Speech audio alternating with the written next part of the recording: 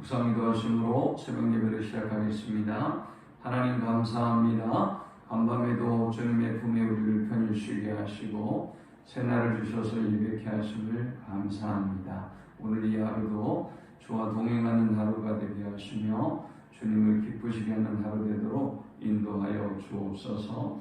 오가는 모든 발걸음들 하나님 세밀하게 지켜주시고 이 코로나의 험난한 위험 가운데도 하나님의 선한 손길이 함께함을 누리게 하여 주옵소서.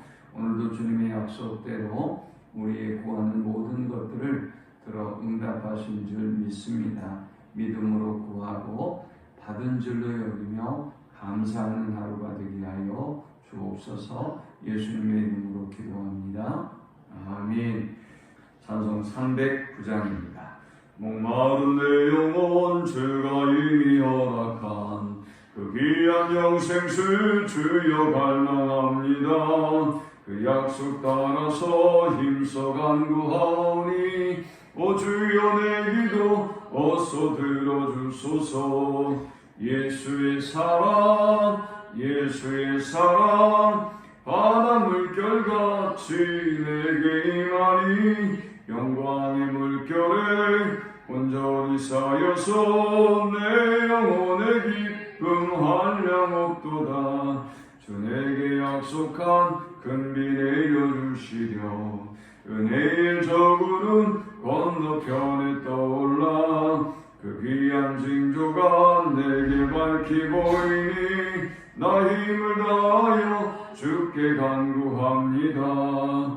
예수의 사랑 예수의 사랑 바다 물결같이 내게 임하니 영광의 물결에 온전히 쌓여서 내 영혼의 기쁨 한량 없도다.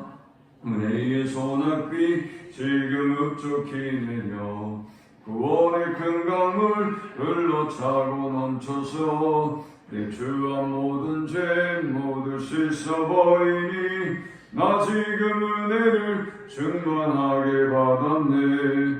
예수의 사랑 예수의 사랑 바다 물결같이 내게 임하니 영광의 물결에 온전히 쌓여서 내 영혼의 기쁨 한량 없도다. 그 차고 넘치는 주의 은혜의 물결 힘차게 밀려와 내게 만족합니다. 오 할렐루야로 주를 찬송하오니 내 마음의 기쁨이 항상 충만함이라. 예수의 사랑 예수의 사랑 바다 물결같이 내게 임하니 영광의 물결에 온전히 쌓여서 내 영혼의 기쁨 한량 없도다. 아멘.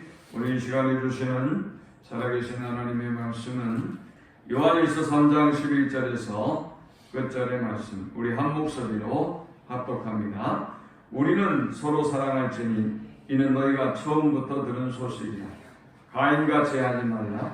그는 악한 자에게 속하여 그 아우를 죽였으니 어떤 이유로 죽였느냐. 자기 행위는 악하고 그의 아우의 행위는 의로움이라. 형제들아 세상이 너희를 미워하여도 이상히 여기지 말라. 우리는 형제를 사랑함으로 사망에서 옮겨 생명으로 들어간 줄을 알거니와 사랑하지 아니하는 자는 사망에 머물러 있느니라. 그 형제를 미워하는 자마다 살인하는 자니 살인하는 자마다 영생이 그 속에 거하지 아니하는 것을 너희가 아는다라. 그가 우리를 위하여 목숨을 버리셨으니 우리가 이로써 사랑을 알고 우리도 형제를 위하여 목숨을 버리는 것이 마땅하니라. 누가 이 세상의 재물을 가지고 형제의 궁핍함을 보고도 도와줄 마음을 닫으면 하나님의 사랑이 어찌 그 속에 거하겠느냐. 자녀들아 우리가 말과 혀로만 사랑하지 말고 행함과 진실함으로 하자. 이로써 우리가 진리에 속한 줄을 알고 또 우리 마음을 주 앞에서 굳세게 하리니 이는 우리 마음이 혹 우리를 책망할 일이 있어도 하나님은 우리 마음보다 크시고 모든 것을 아시기 때문이라. 사랑하는 자들아 만일 우리 마음이 우리를 책망할 것이 없으면 하나님 앞에서 담대함을 얻고 무엇이든지 구하는 바를 그에게서 만나니 이는 우리가 그의 계명을 지키고 그 앞에서 기뻐하시는 것을 행함이라. 그의 계명은 이것이니 곧 그 아들 예수 그리스도의 이름을 믿고 그가 우리에게 주신 계명대로 서로 사랑할 것입니다. 그의 계명을 지키는 자는 주 안에 거하고 주는 그의 안에 거하시나니 우리에게 주신 성령으로 말미암아 그가 우리 안에 거하시는 줄을 우리가 아느니라. 아멘. 요한 1서 3장에서 사도 요한은 사람을 두 종류로 분리합니다. 첫 번째는 마귀에 속한 자입니다. 마귀에 속한 자는 3장 8절에 보니까 죄를 짓는 자는 마귀에게 속하느니 마귀는 처음부터 범죄합니다. 하나님의 아들이 나타나신 것은 마귀를 멸하려 하심이라 했습니다. 두 번째, 하나님의 자녀들이 있습니다. 하나님의 자녀는 9절에 보니까 하나님께로부터 난 자마다 죄를 짓지 아니하나니 이는 하나님의 씨가 그의 속에 거하며 그도 범죄하지 못하는 것은 하나님께로부터 났음이라 했습니다. 이 9절의 말씀이 우리로 굉장한 고민을 하게 만들죠. 그러나 우리가 그 이전까지 쭉 살펴봤다면 예수님은 이 땅에 우리의 죄를 없이 하기 위해서 오셨다 그랬죠. 예수님이 오셔서 우리의 모든 죄의 문제를 해결해 주신 거예요. 그 다음 설령 우리가 죄가 있다 할지라도 주님은 우리를 위해서 이 장에 화목제물로 죽으셔서 우리를 하나님의 심판대 앞에서 대언해 주셔서 우리의 모든 죄를 해결해 주시는 분이에요. 자, 그렇기 때문에 이제 우리는 날마다 죄를 범하고 살기는 하지만 본질적으로 하나님의 자녀가 되었고 의인이 된 것이죠. 그래서 결과로 의인이 된 것이 아니라 행위의 결과와 행위의 열매로 의인이 된 것이 아니라 존재론적으로 의인이 됐다고 그랬어요. 우리가 그의 자녀가 됐기 때문에 의인이 된 거예요. 그의 자녀가 된 것은 하나님의 은혜로 된 것이죠. 그래서 3장 1절에 보니까 이렇게 말씀했죠. 보라! 아버지께서 어떠한 사랑을 우리에게 베푸사 하나님의 자녀라 일컬음을 받게 하셨는가? 이 말은 감탄이에요. 감탄. 어떻게 내가 하나님의 자녀가 되었는가? 어떻게 하나님이 어떤 사랑을 나에게 주셔서 이렇게 나 같은 사람이 하나님의 자녀가 되었던가? 라는 감탄이죠. 이제 그리고 나면 이제 어때요? 이제 우리의 삶은 하나님의 자녀가 되었기 때문에 그를 따라, 그의 깨끗함을 따라, 저 3장 3절에 보여주고 있는 것처럼 그의 깨끗함을 따라 우리도 깨끗한 삶을 살아가면 되는 거예요. 그러니까 왕자와 거지의 이야기에서 우리가 신분이 왕자가 됐기 때문에 이미 왕자예요. 우리의 그 이후의 어떤 습관, 옛날의 모습들, 이건 중요하지 않아요. 이제 왕자가 돼버린 거예요. 이제 우리는 왕자예요. 이제 우리가 왕자가 됐다면 왕자로서의 품이 있는 삶을 배워가면 되는 거죠. 그러니까 그의 깨끗함을 따라 우리는 깨끗하게 따라가면 되는 것입니다. 그런데 처음부터 마귀의 자녀인 사람들은 여전히 죄 가운데 거하고 여전히 죄를 먹고 마시고 살아간다는 것입니다. 그러나 하나님의 자녀들은 이제 그분을 알고, 사도 요한은 알을 중요하게 여기죠. 그분을 제대로 알고 그 다음 사귐을 강조하죠. 그분과의 사귐 안에 거하면 죄는 멀어지고 옛습과는 멀어지고 이제 우리가 새로운 삶을 살게 된다는 것입니다. 자, 그러면서 오늘 굉장히 중요한 예를 하나 들고 있습니다. 11절에 보니까 우리는 서로 사랑할지니 이는 너희가 처음부터 들은 소식이라. 이 처음부터 들은 소식은 복음을 의미했죠. 우리가 복음 안에 거하면 복음 안에 거하고 말씀 안에 거하는 사람은 사랑하는 삶을 살아야 된다. 그러나 12절에 가인의 얘기가 등장합니다.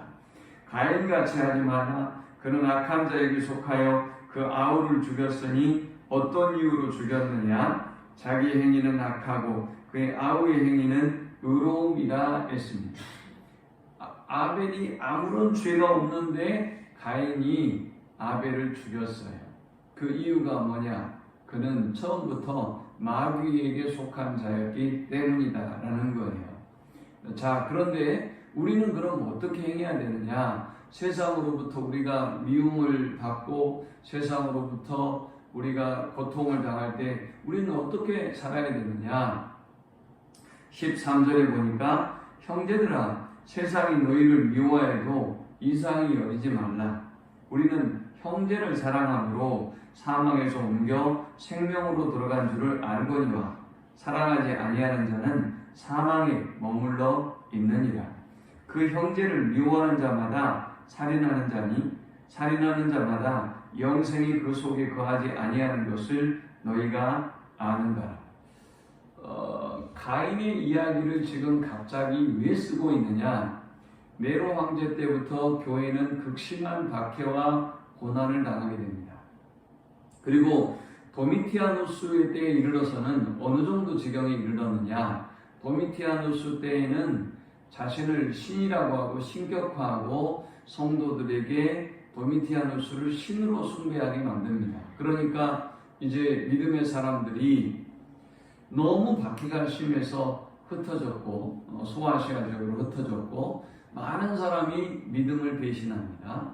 끝까지 믿음을 지키고 죽임을 당한 사람들도 있었습니다. 그런데 그 중에 배신하는 사람이 있었어요.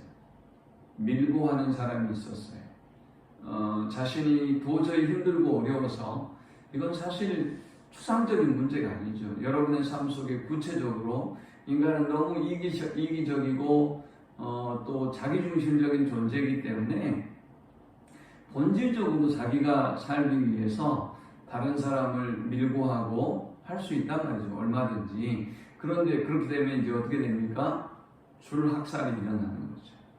그들이 숨어서 믿음을 지키고 있었던 사람들이 줄학살을 당하고 처형을 당하고 고통을 당하게 되는 것입니다. 바로 그 상황을 이야기하고 있는 것입니다. 이제 형제들이 그 죽임을 당할 텐데 그럼에도 불구하고 하나님을 믿는다고 하는 사람들이 이 형제를 밀고 하고 고발해서 죽임에 당하게 되고 더 큰 고통으로 교회가 힘들어지는 상황을 너희가 그렇게 너희가 간다면 하나님을 믿는 사람들의 하나님을 안다고 하는 사람들의 태도가 아니다라는 것입니다.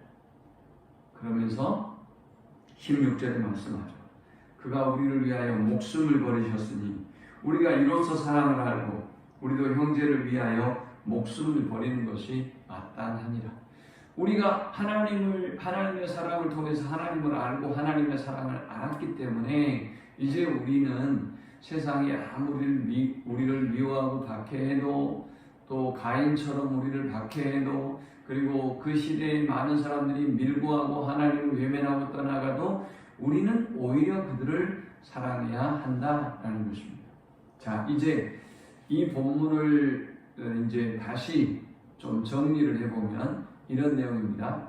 우리가 나무를 볼 때 이파리를 보고 줄기를 보고 뿌리를 볼 수 있는데요. 사실은 뿌리가 있고 줄기가 있고 잎이 있는 것이죠. 그래서 이 본문은 형제 사랑이라고 하는 것, 이웃 사랑이라고 하는 것은 결과예요.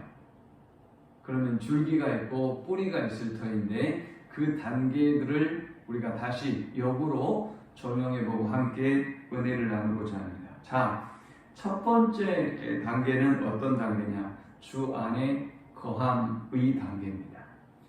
교회를 미혹하는 영지주의 이단들은 성육신 자체가 거짓이기 때문에 예수님을 안다는 것, 예수님을 교제한다는 것, 이들에게는 굉장히 생뚱맞은 일이에요. 어울리지 않아요. 왜? 주님이 이 땅에 오셔서 직접 요한과 교제하시고 제자들과 교제하시고 지금 우리와 함께 교제하고 있는데 이들은 그 교제를 모르는 거죠. 왜? 예수님 육신으로 이 땅에 오지 않았기 때문에 말이죠. 23절에 보니까 그의 계명은 이것이니 곧 그 아들 예수 그리스도의 이름을 믿고 그랬습니다. 유대인들에게 있어서 이름은 인격이에요. 인격. 그런데 이 말은 그들이 예수 그리스도의 이름을 믿는다는 것을 의미하는 거죠. 그런데 이 표현을 왜 굳이 요한이 사용하고 있느냐? 당시에 영지주의 이단이라고 하는 사람들은 이 인격이신 그리스도를 모르기 때문에, 만나지 못했기 때문에 이름을 강조하고 그분에 대한 암과 그분과의 교제와 사랑을 강조하는 이 정통의 기독교가 그들은 다르게 보일 수밖에 없는 것이죠. 자, 가장 먼저 우리가 하나님을 안다고 하는 것은 어떤 의미가 있는가 하면 바로 그분 안에, 주 안에 거함을 의미하는 것입니다. 우리가 한 가정 안에 거하면 잘 알잖아요, 그죠? 그래서 사도 요한은 사실 우리에게 신앙의 첫 번째 단계, 스텝으로 뭘 강조하는가 하면 주 안에 거함을 강조합니다. 자, 그래서 24절에 보니까 그의 계명을 지키는 자는, 이건 결과죠. 이파리고 열매. 그의 계명을 지키는 자는 주 안에 거하고 주는 그의 안에 거하시나니. 자, 우리에게 가장 중요한 것은 우리가 그분 안에 거하는 것입니다. 그래서 사도 요한은 계속 주 안에, 요한복음도 그렇고 요한일서도 그렇고 주 안에를 강조하고 있습니다. 여러분들이 항상 주님 안에 거하는 삶을 살아가는 우리 모두가 되실 수 있기를 축원합니다. 이제 주 안에 거함의 단계가 첫 번째 단계라고 했죠. 그 다음 두 번째 단계는 성령의 인도함을 받는 단계입니다. 성령의 인도함을 받는 단계는 어디 있느냐? 24절에 보니까 그의 계명을 지키는 자는 주 안에 거하고 주는 그의 안에 거하시나니 우리에게 주신 성령으로 말미암아 그가 우리 안에 거하시는 줄을 우리가 아느니라. 성령의 인도받는 삶을 그분 안에 거하면서 이제는 살아야 된다는 거예요. 그 다음 19절에는 보니까 이렇게 말씀합니다. 이로써 우리가 진리에 속한 줄을 알고 또 우리 마음을 주 앞에서 굳세게 하리니 했어요. 우리 마음을 주 앞에서 굳세게 하리니 그랬는데, 이 굳세게 한다라고 하는 헬라어의 원어가 어떤 의미인가 하면 페이소멘이라고 하는 헬라어인데요. 이 페이소멘이라고 하는 헬라어가 가지는 의미는 설득시키다, 확신시키다, 평안하게 하다, 이런 의미예요. 자, 이게 성령의 역사예요. 성령이 여러분 안에서 믿음을 확신하게 만들고 평안을 주고, 그리고 우리로 하여금 설득해줘요. 진리로 인도하고 우리가 오늘 이 새벽 예배로 올 수 있도록, 우리가 기도할 수 있도록, 악한 길로 가려면 성령께서 우리를 깨닫게 하시고 설득시키는 단계가 있는 거예요. 자, 우리가 또 한 번 본 적 있죠, 이 성령에 대해서. 2장 27절에 보니까 너희는 주께 받은 바 기름 부음이 너희 안에 거하나니 아무도 너희를 가르칠 필요가 없고 오직 그의 기름 부음이 모든 것을 너희에게 가르치며 또 참되고 거짓이 없으니 너희를 가르치신 그대로 주 안에 거하라. 계속 주 안에 거하라 그랬죠. 여기 기름 부음이 성령의 부음을 말하는 거예요. 성령의 충만함을 의미하는 거예요. 성령이 우리 안에 거하셔서 저 이단들은, 미혹의 영에 빠져있는 사람들은 신비로운 지식을 통해서 구원을 얻을 수 있다고 했거든요. 그래서 사사를 받아야 돼요, 사사를. 그러나 기독교는 그렇지 않는다는 거죠. 정통의 기독교는 그러지 않고 우리 안에 거하시는 성령이 우리를 깨닫게 만들고 우리를 진리 가운데 인도한다는 것입니다. 그 성령께서 아까 3장 19절에는 우리의 마음을 굳세게 하고 우리로 하여금 행함과 진실함 속에서 열매 맺는 삶을 나타낸다는 것입니다. 그러므로 성도는 주님 안에 거해야 돼요. 두 번째는 성령의 인도받는 삶을 살아야 돼요. 그 다음 마지막 세 번째가 행함과 진실함으로 사랑하라라는 거예요. 이건 이제 잎이고 열매예요. 우리가 주님 안에 거하게 되면 성령의 인도를 받아요. 성령의 인도를 받으면 우리의 삶 속에서 행함과 진실함으로 형제를 사랑하게 돼요. 왜요? 이미 우리는 그의 사랑을 경험했지 않습니까? 저 16절에 보니까 사랑해야 될 이유를 얘기하면서 그가 우리를 위하여 목숨을 버리셨으니 우리가 이로써 사랑을 알고 우리도 형제를 위하여 목숨을 버리는 것이 마땅하니라. 누가 이 세상의 재물을 가지고 형제의 공핍함을 보고도 도와줄 마음을 닫으면 하나님의 사랑이 어찌 그 속에 거하겠느냐. 자녀들아, 우리가 말과 혀로만 사랑하지 말고 행함과 진실함으로 하자 했습니다. 많은 믿음의 사람들이 형제를 밀고 하고 고발하고 그리고 자신의 위험을 피해가기 위해서 하나님을 떠나고 이러고 있는 상황에 너희가 정말 하나님의 자녀라면, 너희가 거듭난 자들이라면 그의 안에 거하고 성령의 인도를 받고 행함과 진실함으로, 말로만 하지 말고 행함과 진실함으로 형제를 사랑하는 삶을 살아라. 그것이 하나님의 자녀들의 삶이다. 만약 그렇지 못한 이들이 있다고 한다면 이렇게 살아가는 것은 어려운 일이기는 하지만, 그러나 하나님이 보여주신 사랑이기 때문에 우리는 사랑하려고 애쓰기보다는 그분 안에 거하는 삶에 애써야 돼요. 성령의 인도받는 삶에 애써야 돼요. 그러면 사랑하게 되어지는 거죠. 원수도 사랑하게 되어지는 것이죠. 그러나 사랑하지 않는 사람은 아예 처음부터 마귀에게 속한 자이고 그들은 하나님의 자녀가 아니라는 것입니다. 우리가 그런 삶을 추구해서는 안 된다는 것입니다. 이 말씀을 기억하면서 오늘도 그의 안에 거하고 성령의 인도받고 행함과 진실함으로 형제를 사랑하는 우리 모두가 되시기를 축원합니다. 하나님 감사합니다. 귀한 말씀을 통해서 내받고 깨닫습니다. 오직 주 안에 거하고 성령의 충만함을 입고 주의 뜻을 행하는 하루가 되게 하여 주옵소서. 예수님의 이름으로 기도합니다. 아멘. 지금은 우리 주님 예수 그리스도의 크신 은혜와 성부 하나님의 극진한 사랑과 성령의 인도 교통 충만케 하시니 주 안에 거하고 성령의 인도받는 삶을 통해서 형제를 뜨겁게 진실함으로 사랑하기를 소망하는 모든 성도들의 머리 위에 지금부터 영원토록 함께 있을지어다. 아멘.